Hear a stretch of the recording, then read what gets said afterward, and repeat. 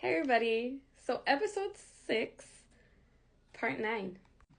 And as a reminder to everybody who is taking the time to watch these videos, I'm doing this for all of us Dominicans born and raised outside of the island, so that we can learn our true history, our culture, and get a better sense of who we are as a people. As we were learning in the previous videos, Atabe was the main female goddess for the Tainos. And the cave that was mainly dedicated to her worship was in Iguanaboina.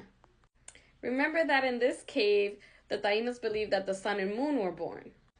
Iguanaboina was represented by an iguana serpent. And we can see this represented here. This is one of their semis, because semis came in various forms. This form is called a three-pointed semi. And there were hundreds of these, and they're still being found all over the island. Or better said, thousands of these. This one, though, we know represents Iguanaboina. It has a face on one side of a snake and the other side of an iguana. And in the middle, it is the symbol of a breast, which symbolizes Atabe.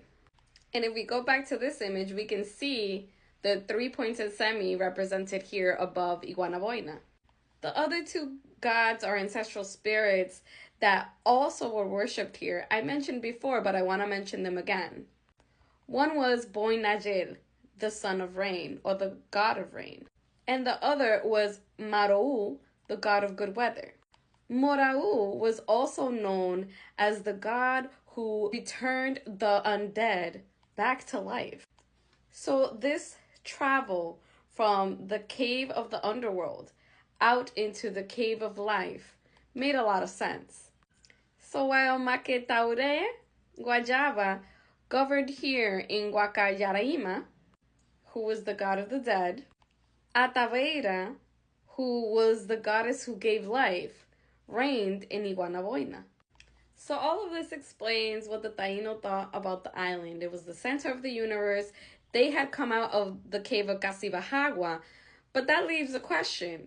Where did they think everybody else came out of? Fray Ramon Pane explains that there was another cave located here. I believe that from this particular cave, those who were not worthy had come out of. In other words, those who were not Taíno. Because yes, every culture in some point in time has believed that their own culture, their own people have been superior to the rest.